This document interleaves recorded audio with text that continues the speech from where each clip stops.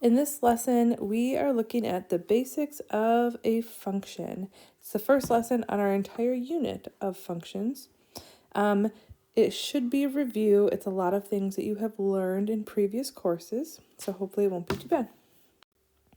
So write this definition down. A function is a relation in which each input, or x value, produces exactly one unique output, or y value. There are different ways to represent functions, mostly, graphs and equations. And if you go back to, pre-algebra or algebra 1, you probably made a mapping diagram. So back when you were just looking at a set of points and deciding if it's a function or not, you would list your x value. So in this case, 1, 2, 3, 4. And your y values, 4, we're only listing it once, 5 and 6. So the input 1 pairs with 4. The input 2 pairs with 4. 3 pairs with 5. 4 pairs with 6. And then you decide that, yes, this is a function because each input only goes to one output. Two different inputs go to the same output, but that is fine. So yes, that's a function. Or maybe you're looking at a graph and deciding if that is a function or not. You might remember the vertical line test. You can draw a vertical line if, let's say, this x value 2 matches up with 4 and negative 4. That's saying that the one x value is pairing up with two different y values. So this, by definition, is not a function. And now looking at an equation, later on in this video, we're going to do some more detailed examples of equations. But you always just want to look at an equation and think, okay, if I put in an x value, will it produce just a unique one y value? So in this case, if you plug in 1, are there multiple y values? No, there's just one unique one that you can get. If you plug in 2, are there unique values you can get? Just the one unique one, not multiple ones, is what I meant to say. So it doesn't matter what x value you put, you're only going to get one y value. So yes, this is a function. Okay, the next part of the lesson is on function notation, also something that should be reviewed. We're going to look at 3 examples, but for all of them, we're going to use the same function. G of x equals x squared plus 8x minus 24. And you just remember, so the input is just x, and then in this case, the output, your y value is g of x. So to start with something simple, g of negative 6 just simply means plug that in for x. Negative 6 squared plus 8 times negative 6 minus 24. So negative 6 squared is positive 36. This goes to minus 48 minus 24, and you should get negative 36. Okay, example 2. So same idea. Whatever's in parentheses is what we plug in for x, but this time we're plugging an expression in.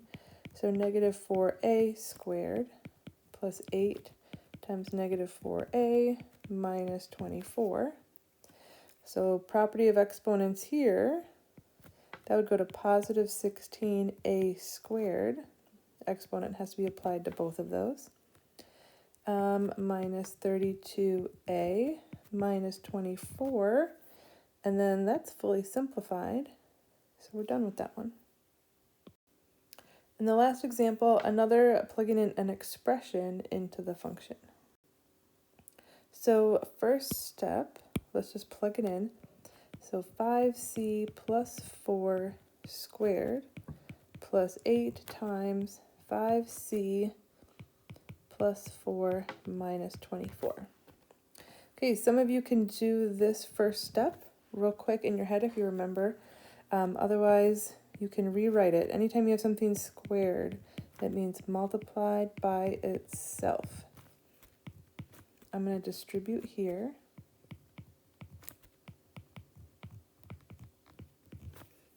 So now we actually have to FOIL this. So 25c squared plus 20c plus another 20c plus 16, and bringing down everything else. And now combine like terms.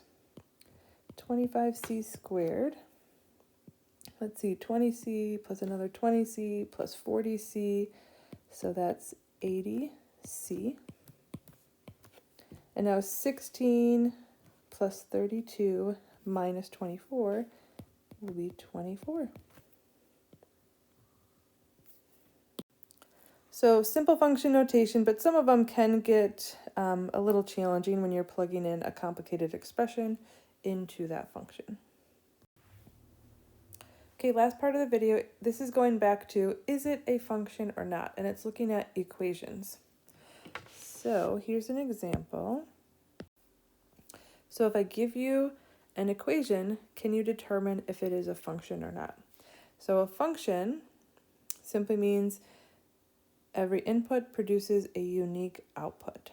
My suggestion is to always solve these for y. Let's isolate the y, and that helps us visualize it a little better.